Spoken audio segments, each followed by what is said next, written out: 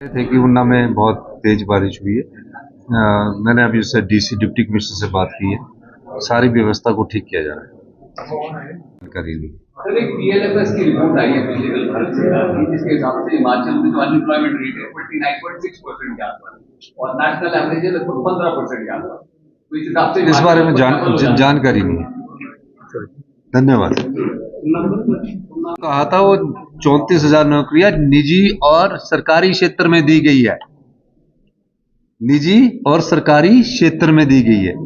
रोजगार तो निजी क्षेत्र में भी तो होता है। अब कुछ पत्रकार बंधुओं को यहाँ रोजगार मिला जो पत्रकारिता के माध्यम से भी आ रहे हैं, वो भी तो रोजगार है। अपना सोशल मीडिया चैनल चलाया हुआ रोजगार है। रोजगार निजी क्षेत्र में भी मिल रहा है, रोजगार निजी क्षेत्र में मिल रहा है। इसमें हंसने की बात नहीं है, सच्चाई बता रहे।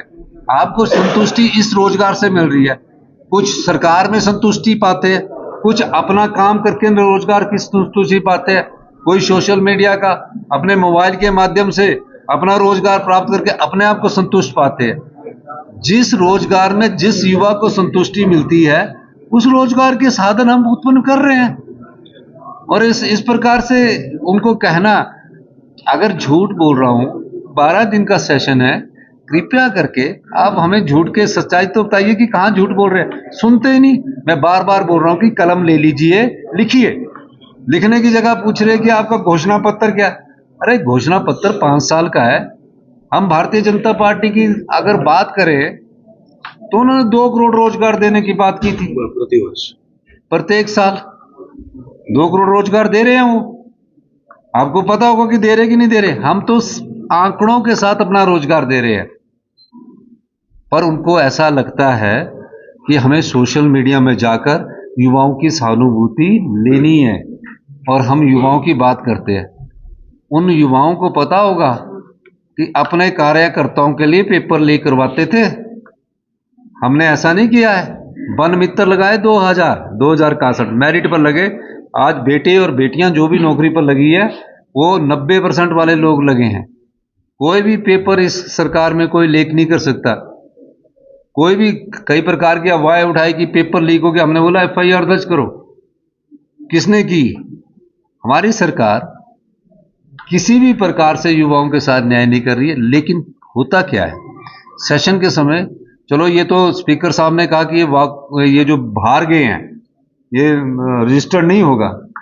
होता क्या है कि राजनीति में अपनी बात रखने का एक तरीका माध्यम होता है कि मैंने अपनी बात को जुबान से बहुत जोर से रखा। आंकड़ों की बात आती है तो फिर वो खड़े हो जाते सारे।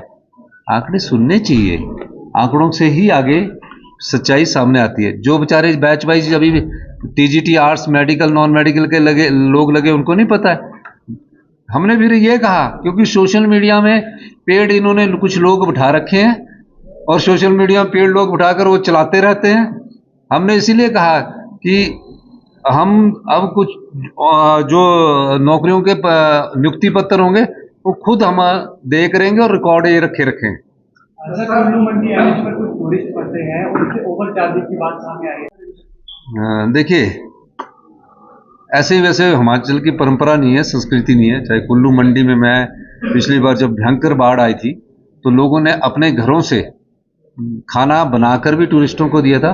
लेकिन एक बात अभी मेरे सामने आई कि रोड सारी जगह रुके बंद पड़े हैं और उसने उनसे टोल टैक्स लिया जा रहा है। तो मुझे अभी माननीय धर्मानी जी ने भी बात की है इस मामले में और पिछले दिनों मेरे से DC ने भी बात की थी। तो हमने डिजास्टर एक्ट के तहत 1 महीने के लिए वो बंद कर दिया था टोल लेना। तो इस संदर्भ में हम जल्दी कोई फैसला कर लेंगे।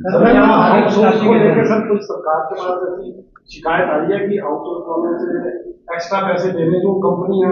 देखो, ये बातें अगर कोई ला देगा ना तो वो उसको मैं आप मेरे को बताना।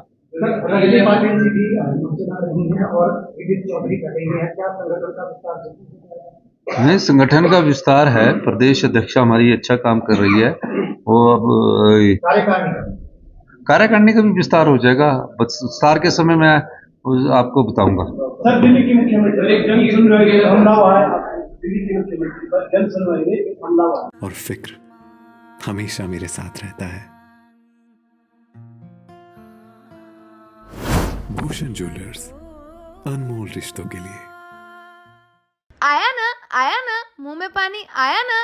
आपने मोमोज तो बहुत खाए होंगे, लेकिन वाह मोमोज के मोमोज नहीं खाए तो क्या ही खाया। टेस्ट की बात करूं तो जब मैं वीडियो बना रही थी ना, तो मुंह में इतना पानी आ रहा था कि जल्दी से मोमोज मिले और मैं खाऊं। वाह मोमोज।